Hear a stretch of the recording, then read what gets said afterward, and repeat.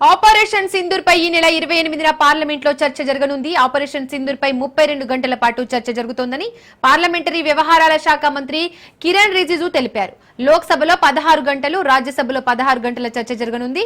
లోక్సభలో రక్షణ శాఖ మంత్రి రాజ్నాథ్ సింగ్ చర్చను ప్రారంభించనున్నారు. రాజ్యసభలో ఈ నెల 29న రాజ్యసభలో చర్చ జరగనుంది. రాజ్యసభలో చర్చలో రాజ్నాథ్, జైశంకర్ పాల్గొననున్నారు. రెండు సభల్లో ఆపరేషన్ సింధూర్ పై మోదీ మాట్లాడనున్నారు.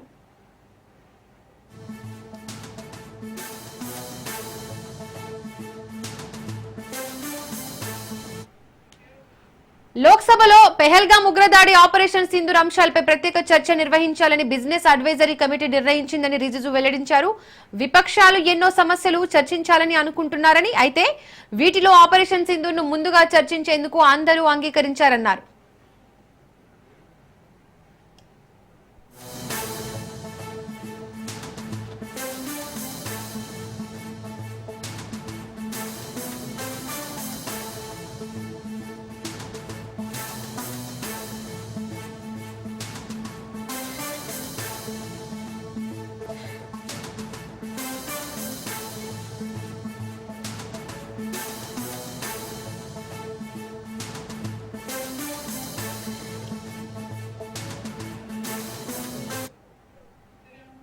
నంద్యాల జిల్లా పాణ్యంలో విద్యార్థులకు ఫుడ్ పాయిజన్ కలకలం సృష్టిస్తోంది. గిరిజన గురుకుల బాలుర పాఠశాలలో ఈ ఘటన చోటు చేసుకుంది. 20 మందికి పైగా గిరిజన విద్యార్థులు అస్వస్థతకు గురయ్యారు. తీవ్ర వాంతులు, విరేచనాలతో విద్యార్థులు ఇబ్బంది పడ్డారు. పాణ్యం సిఎస్సిలో విద్యార్థులు చికిత్స పొందుతున్నారు. మెడికల్ క్యాంప్ ఏర్పాటు చేసి విద్యార్థులకు వైద్యం అందిస్తున్నారు. పరిస్థితి సీరియస్ గా ఉన్న విద్యార్థులను పాణ్యం సిఎస్సి ఆసుపత్రిలో చికిత్స అందిస్తున్నారు. విద్యార్థుల ఫుడ్ పాయిజన్ ఘటనపై జిల్లా కలెక్టర్ సీరియస్ అయ్యారు.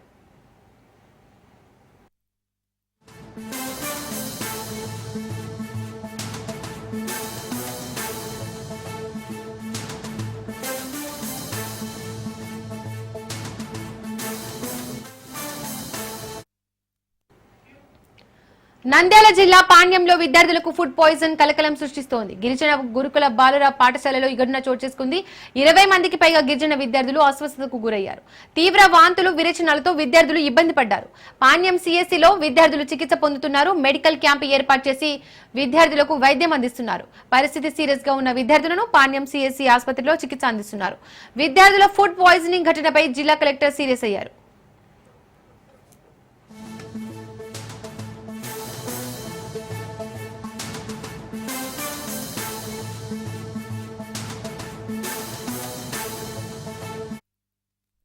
ఇక ఈ ఘటనకు సంబంధించి మరిన్ని డీటెయిల్స్ మా ప్రతినిధి క్రాంతి అందిస్తారు. క్రాంతి, నంద్యాల జిల్లా పాణ్యంలో విద్యార్థుల ఫుడ్ పాయిజన్ కి సంబంధించి డీటెయిల్స్ ఏంటి? విద్యార్థుల పరిస్థితి ఇప్పుడు ఏ విధంగా ఉంది? అధికారులు ఏం చెప్తున్నారు? వైద్యులు ఏం చెప్తున్నారు? ప్రస్తుతము నంద్యాల జిల్లాలో పాణ్యం సంబంధించి విద్యార్థులకి ఫుడ్ పాయిజన్ అవడం జరిగింది. 20 మందికి పైగా గిరిజన విద్యార్థులు అస్వస్థతకు గురయ్యారు. ఒక పక్క ప్రభుత్వము ఎన్నిసార్లు ఈ సంబంధించి విద్యార్థులకు సంబంధించి పూర్తి స్థాయిలో జాగ్రత్త చర్యలు తీసుకుంటుందో పాటు అటు ఆహారం, అదేవిధంగా సంబంధించిన వసతి విషయాల్లో పూర్తి స్థాయి జాగ్రత్త చర్యలు తీసుకున్నామని ప్రభుత్వం చెప్తున్నప్పటికీ కూడా అది ఎక్కడా కూడా కనిపించని పరిస్థితి కనబడుతుంది. దాదాపు ఫుడ్ పాయిజన్ కి సంబంధించి విద్యార్థులు పెద్దగా కూడా గురి అవుతున్న పరిస్థితి అయితే ఉంది. ఈ నేపథ్యంలోనే తాజాగా నంద్యాల జిల్లా పాణ్యంలో 20 మంది గిరిజన విద్యార్థులు ఈ రకంగా ఫుడ్ పాయిజన్ కి అస్వస్థతకు గురైన పరిస్థితి ఉంది. నిన్న రాత్రి నుండి తీవ్ర వాంతులు, విరేచనాలతో అల్లాడుతున్న విద్యార్థులు పాణ్యం అటు గిరిజన గురుకుల బాలుర పాఠశాలలో ఈ ఘటన చోటు చేసుకుంది. పాణ్యం సిఎస్సిలో ప్రస్తుతం విద్యార్థులు అయితే చికిత్స పొందుతున్నారు. ఫుడ్ పాయిజన్ గల కారణాలు ప్రస్తుతం తెలియాల్సి ఉంది. పాఠశాలలో ఉన్న విద్యార్థులకి సంబంధించి మెడికల్ క్యాంప్ ఏర్పాటు చేసి పిల్లలకి వైద్యం అందిస్తున్నట్టుగా కూడా ప్రస్తుతం డాక్టర్లు చెప్తున్నారు. దాంతోపాటు ఇప్పటికే మంత్రి డోలా బాలవీరాజనాథ్ దీనిపైన స్పందించిన పరిస్థితి అయితే ఉంది. పరిస్థితి సీరియస్ గా ఉన్న పిల్లల్లో పాణ్యం సిఎస్సి హాస్పిటల్లో వైద్యం ప్రస్తుతం అయితే అందిస్తున్నారు. దాంతోపాటు విద్యార్థుల ఫుడ్ పాయిజన్ ఘటన పైన నెల్లూరు జిల్లా కలెక్టర్ రాజకుమారి కూడా ప్రస్తుతం ఆగ్రహం వ్యక్తం చేసిన పరిస్థితి అయితే ఉంది. దీనికి సంబంధించి ఖచ్చితంగా ఈ ఘటనకి ఎవరైతే బాధ్యులు ఉన్నారో వాళ్ళపైన చర్యలు తీసుకునే అవకాశం కూడా కనిపిస్తుంది. అయితే ఈ ఘటనకి సంబంధించి ఎన్నిసార్లు ఇలాంటి ఘటనలు చోటు చేసుకోకూడదని ప్రభుత్వం భావిస్తున్నప్పటికీ కూడా తరచూ ఇలాంటి ఘటనలే అటు గురుకుల పాఠశాలలు కావచ్చు, ఇతర విద్యార్థులకి సంబంధించిన వసతి గృహాల్లో ఈ రకంగా ఫుడ్ పాయిజన్లు కావచ్చు, వసతుల లేమి అనేది కూడా కొట్టొచ్చినట్టు కనబడుతుంది. ఒక పక్క ప్రభుత్వం దానికి తగ్గ నిధులు కేటాయిస్తున్నప్పటికీ కూడా, కానీ ఇది ఇక్కడ ఫుడ్ పాయిజన్లకి సంబంధించి విద్యార్థులకి గురవుతూనే ఉన్నారు. ఫుడ్ పాయిజన్లలో వీటికి సంబంధించి కూడా ప్రభుత్వం ఇప్పటికే ఒక సమగ్ర నివేదిక ఇవ్వాలని కూడా కోరిన పరిస్థితి అయితే ఉంది. అయితే ప్రస్తుతం తాజాగా నంద్యాల జిల్లా పాణ్యంలో జరిగిన ఘటనకి సంబంధించి ప్రభుత్వం సీరియస్ గా తీసుకుంది. దాంతో పాటు అక్కడ విద్యార్థులకి మెరుగైన వైద్యం అందించాలంటూ కూడా ఇప్పటికే ఆదేశాలు జారీ చేసిన పరిస్థితి ఉంది. Deepika. Right Kranthi, thank you. AP DGP ఎదుట పలువురు కీలక మావోయిస్టులు లొంగిపోయారు. వారి నుండి భారీగా ఆయుధాల సామగ్రిని పోలీసులు స్వాధీనం చేసుకున్నారు. లొంగిపోయిన మావోయిస్టులు అగ్రనేతలు ఉన్నారు. మావోయిస్టు పార్టీలో సుమారు 34 ఏళ్లకు పైగా పనిచేసిన senior Maoist Jorige Nagaraju alias Kamalesh, ఆయన భార్య అరుణ అలియాస్ మేధక జ్యోతేశ్వరి ఉన్నారు. కృష్ణా జిల్లాకు చెందిన వీరిద్దరూ ఏపీ డీజీపీ హరీష్ కుమార్ గుప్తా ముందు లొంగిపోయారు.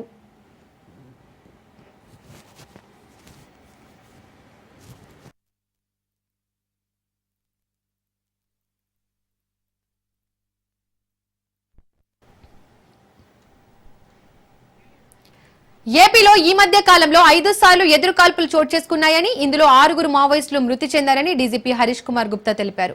కేంద్ర కమిటీ సభ్యుడు ఉదయ్, రాష్ట్ర కమిటీ సభ్యులు అరుణ, జగన్, డివిజనల్ కమిటీ కార్యదర్శి రమేష్ ఉన్నారని చెప్పారు. అలాగే వీరి నుండి 8 ఆయుధాలు స్వాధీనం చేసుకున్నామని అన్నారు. 7 యూజీ క్యాడర్ అరెస్టు కాగా 40 మంది యూజీ క్యాడర్ లొంగిపోయారని చెప్పుకొచ్చారు. మావోయిస్టు యూజీ క్యాడర్ లొంగిపోవాలని డీజీపీ విజ్ఞప్తి చేశారు. సరెండర్ పాలసీ ప్రకారం వారి లొంగుబాటుకు ఏపీ పోలీస్ శాఖ సహకరిస్తుందని చెప్పారు. వారిపై ఉన్న రివార్డుతో పాటు ఇంటి స్థలం, ఉపాధి అవకాశాలు కూడా కల్పిస్తామని భరోసా ఇచ్చారు. ప్రస్తుతం మావోయిస్టు పార్టీలో వివిధ రాష్ట్రాల్లో పనిచేస్తున్న 20 మంది ఏపీ స్థానికులు ఉన్నారని, అందులో 5 మంది ఎస్జేఎడ్ సిఎస్ హోదాలో ఉన్నారని చెప్పారు.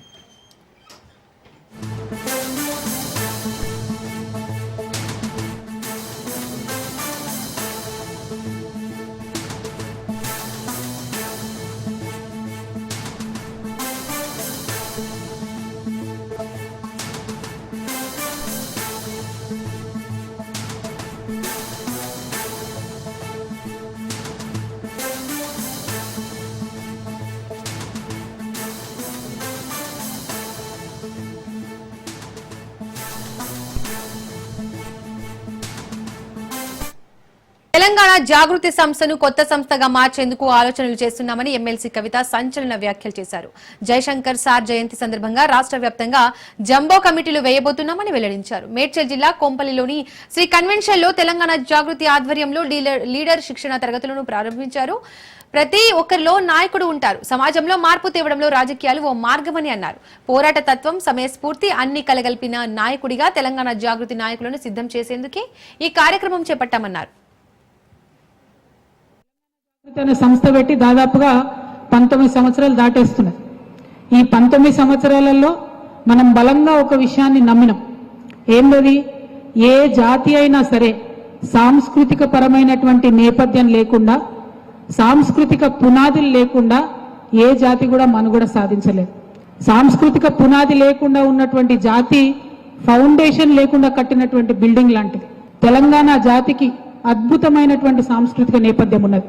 మన భాష, మన యాస, మన కట్టు, మన బొట్టు, మన బతుకమ్మ, మన బోనం, ప్రతి ఒక్క దాని గురించి కూడా తెలంగాణ జాగృతి అన్ని సందర్భాల్లో కొట్లాడింది. ఆ తర్వాత ఉద్యమం జరుగుతున్నటువంటి సందర్భంలో సినిమాలు తీసి ఆ సినిమాలలో వచ్చే డబ్బులు మళ్ళీ మన తెలంగాణలో ఖర్చు పెట్టి తెలంగాణకు వ్యతిరేకంగా పనిచేస్తున్నారన్న నేపథ్యంతో ఆంధ్ర సినిమాలు అడ్డుకోవాలని ఆనాడు పిలిపించిన ఏకైక సంస్థ తెలంగాణ జాగృతి. ఎందుకు ఈ మాట చెప్తా ఉన్నా అంటే, నమ్మిన సిద్ధాంతం కోసం ఎంత పెద్ద వ్యక్తులైనా సరే, పెట్టుబడిదారి వ్యవస్థ అయినా సరే, ఎంత పాపులర్ మాధ్యమం అయినా సరే, వారికి ఎదురొడ్డి నిలబడ్డటువంటి సంస్థ తెలంగాణ జాగృతి.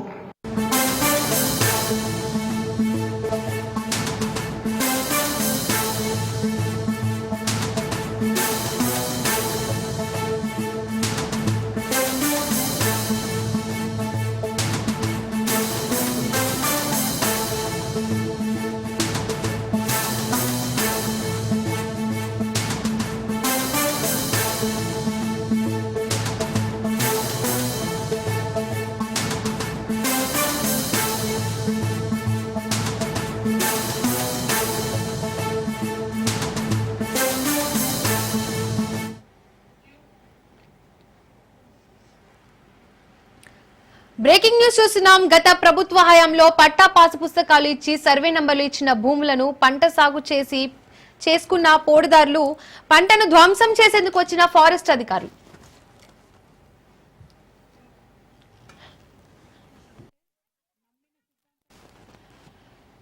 ఖమ్మం జిల్లా కొణిజర్ల మండలంలో పోడుదారులు ఫారెస్ట్ అధికారుల మధ్య ఘర్షణ చోటు చేసుకుంది. స్థానిక పోలీసులకు సమాచారం అందించారు ఫారెస్ట్ అధికారులు. 20 ఏళ్లుగా పోడు భూములను రైతులు సాగు చేసుకుంటున్నారు. గత ప్రభుత్వ హయాంలో పట్టా పాసు పుస్తకాలు ఇచ్చి సర్వే నంబర్లు కేటాయించారు. దీంతో పంట సాగు చేశారు పోడుదారులు. పంటను ధ్వంసం చేసేందుకు వచ్చిన ఫారెస్ట్ అధికారులను మహిళా రైతులు అడ్డుకున్నారు.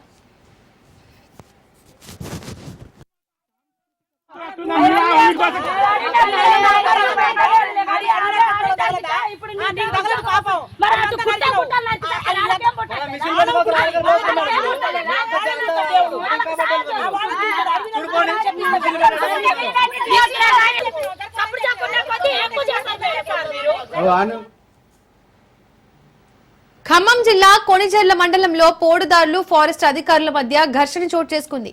స్థానిక పోలీసులకు సమాచారం అందించారు ఫారెస్ట్ అధికారులు. 20 ఏళ్లుగా పోడు భూములను రైతులు సాగు చేసుకుంటున్నారు. గత ప్రభుత్వ హయాంలో పట్టా పాసు పుస్తకాలు ఇచ్చి సర్వే నంబర్లు కేటాయించారు. దీంతో పంట సాగు చేశారు పోడుదారులు. పంటను ధ్వంసం చేసేందుకు వచ్చిన ఫారెస్ట్ అధికారులను మహిళా రైతులు అడ్డుకున్నారు.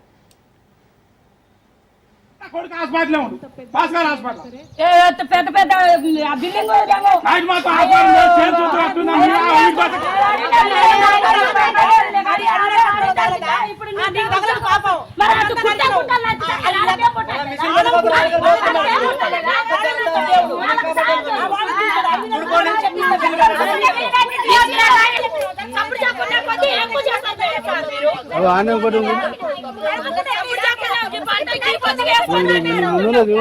అదే ముందు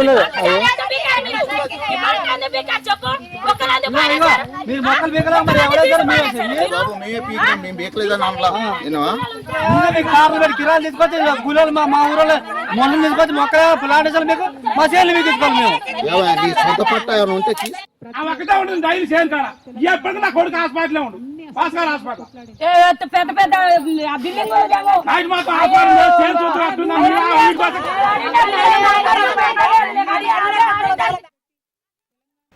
ఉమ్మడి వరంగల్ జిల్లాలో వర్షం దంచుకొడుతోంది. గత 3 రోజులుగా ఎడతెరిపి లేకుండా కురుస్తున్న వర్షాలతో జిల్లాలోని చెరువులు కుంటలు నిండు కుండల్లా మారాయి.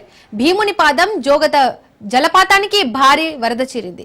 జలధారలతో కొత్త రూపాన్ని సంతరించుకొని పర్యాటకులను ఆకర్షిస్తోంది. నిన్నటి నుండి బోగత జలపాతానికి సందర్శకులను అనుమతి ఇవ్వడం లేదు. వరంగల్, హన్మకొండ, భూపాలపల్లి, మానుకొండ, ములుగు జిల్లాలో జోరువాన కురుస్తోంది. వాగులు వంకలు పొంగి పొర్లుతున్నాయి. కుండపోత వర్షంతో కాళేశ్వరం, మేడిగడ్డ, లక్నవరం, పాకాల చెరువు, మున్నెరులకు భారీ వరద చేరింది. బయ్యారం చెరువు, జంపన్న వాగులకు వరద పోటెత్తింది.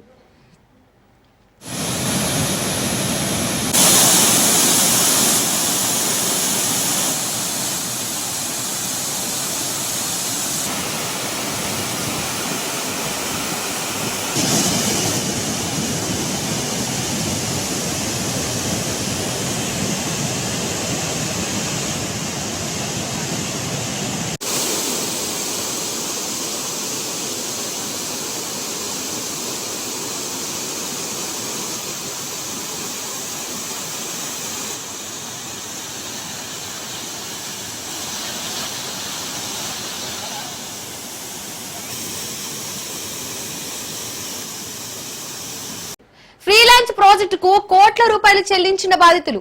5 ఏళ్ల క్రితం ప్రాజెక్టు మొదలుపెట్టిన భారతి బిల్డర్స్ కనీసం 25% పనులు కూడా చేయని భారతి బిల్డర్స్ సాకులు చెబుతూ బాధితులను మోసం చేస్తున్న భారతి బిల్డర్స్.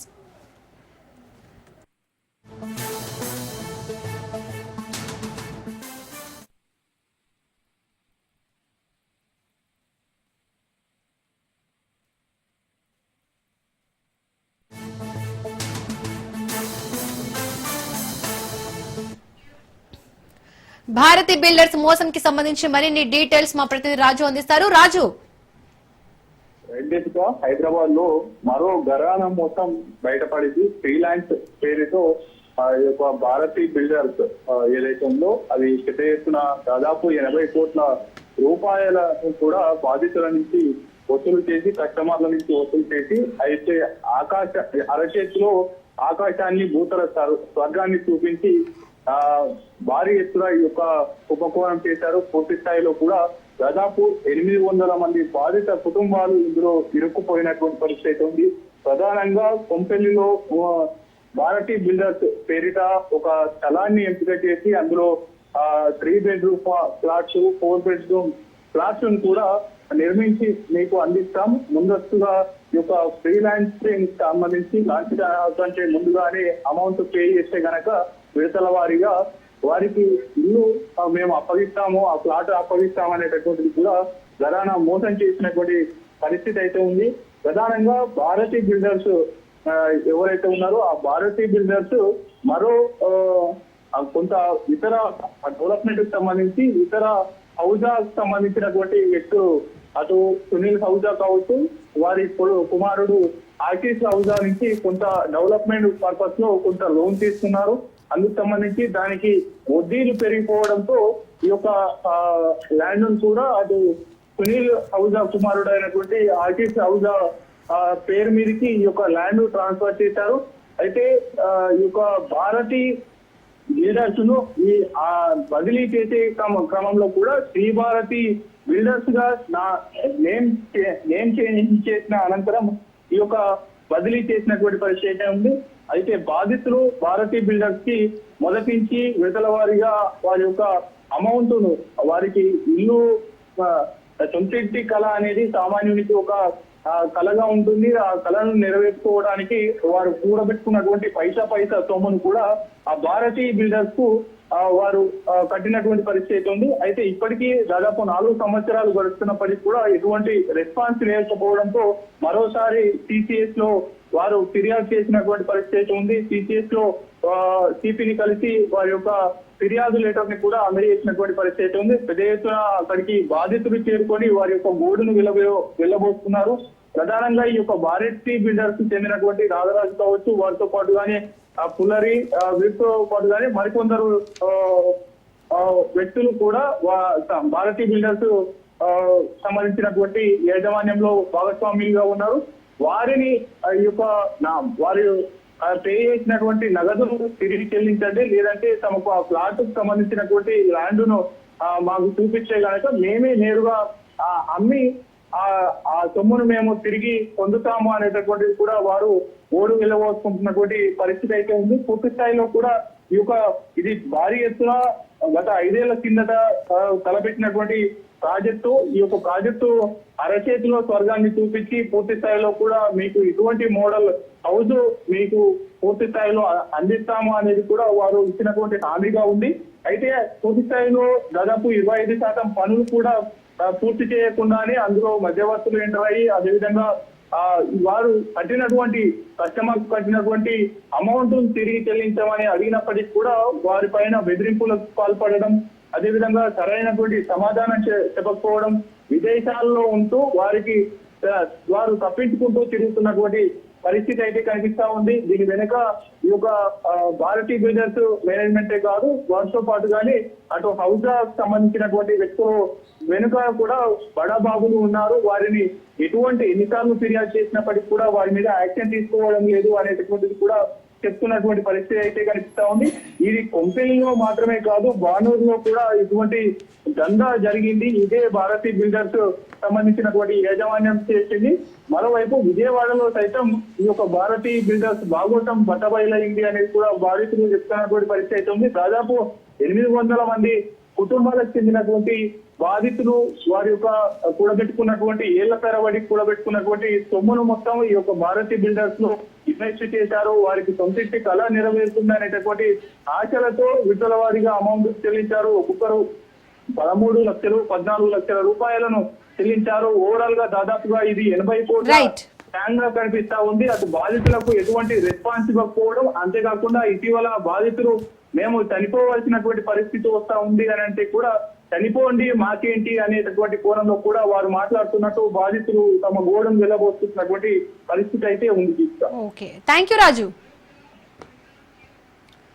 హైదరాబాద్ లో మరో ప్రీ లాంచ్ మోసం వెలుగులోకి వచ్చింది. భారతి బిల్డర్స్ పేరుతో ప్రీ లాంచ్ అంటూ కోట్లాది రూపాయలు ముంచారు నిందితులు. ప్రీ లాంచ్ ప్రాజెక్టుకు కోట్ల రూపాయలు చెల్లింపు చేశారు 250 మంది బాధితులు. 5 ఏళ్ల క్రితం ప్రాజెక్టు మొదలుపెట్టింది భారతి బిల్డర్స్. కనీసం 25% పనులు కూడా భారతి బిల్డర్స్ చేయలేదని బాధితులు వాపోతున్నారు. బానూరులో ప్రాజెక్ట్ లాంచ్ చేశారు. ఓకే సరే బాగానే ఉంది, వాళ్ళ అమౌంట్ అంతా కలెక్ట్ చేసుకున్నారు ప్రీ లాంచ్ ఆఫర్లో, సర్లే బాగానే ఉంది, అంతా నడిచింది. కాకపోతే సడన్గా మధ్యలో ఏమైందో తెలియదు కానీ మా భారతి బిల్డర్స్ పార్ట్నర్స్ వచ్చేసి అవుజా దగ్గరికి వెళ్ళి ఫైనాన్స్ కోసం అడిగారు. అది దేనికి? కన్స్ట్రక్షన్ కోసం అడిగారు. బాగుంది. అవుజా ఏమన్నారు, సరే నేను ఇస్తాను అందుకే అని చెప్పేసి ఒక వన్ ఆఫ్ ది పార్ట్నర్గా అవుతాను నేను దీంట్లో అని చెప్పేసి భారతి బిల్డర్స్ ఉన్న పేరుని శ్రీ భారతి బిల్డర్స్ రిజిస్ట్రేషన్ చేసి ఒక 47 crores ఏమో ఫైనాన్స్ ఇచ్చారు. 47 crores ఫైనాన్స్ ఇచ్చిన తర్వాత ఓకే అంతా బాగుంది, మా ఇంట్రెస్ట్ తీసుకున్నాడు, అంతా తీసుకున్నాడు, కరెక్ట్ కాదనట్లే. కానీ భారతి బిల్డర్స్ వాళ్ళు ఇన్ రిటర్న్ మొత్తం కూడా కట్టేశారు. 53 crores కట్టేశారు. ఇగో చూసుకోండి, ఇవి చూసుకోండి, ఇగోండి particulars of which date taken, ఎవరెవరికి ఎంత తీసుకున్నారో భారతి బిల్డర్స్ వాళ్ళు ఎంత తీసుకున్నారో టోటల్ అమౌంట్ ఇది ఎంత కట్టారు అనేసి ఇక్కడ ఉంది, టోటల్ ఉంది, క్లియర్ కట్గా ఉంది. కానీ ఇప్పటికీ ఏం చేస్తున్నాడంటే అవుజా ల్యాండ్ ఇవ్వడం లేదు, పెట్టుకున్నాడు. సెటిల్మెంట్కి రమ్మంటే రాడు, వస్తాడు, మాట్లాడతాడు, వెళ్ళిపోతాడు, ఏమీ చెయ్యడు. మేము ఒక్క ఫ్యామిలీ కాదు 2 ఫ్యామిలీస్ కాదు సార్, 700 ఫ్యామిలీస్ ఉన్నాయి ఈ ప్రాజెక్ట్, టోటల్ 2 ప్రాజెక్ట్స్. నీకు లేదు కాబట్టి యూఆర్ డూయింగ్ ఆల్. ఎన్నిసార్లు అడిగినా కానీ ఏం రెస్పాండ్ అవ్వట్లేదు. ఏం చేసుకుంటారో చేసుకోండి అని చెప్తున్నారంట. వేరే ఒక అతను చనిపోతారు అని అన్నారనమాట, ఆయన హెల్త్ బాగాలేకపోతే. చనిపోతే ఒకరు పోతారు కదా, ఇంకా బెటర్ కదా అని అన్నారంట. అసలు మనుషులేనండి వాళ్ళు?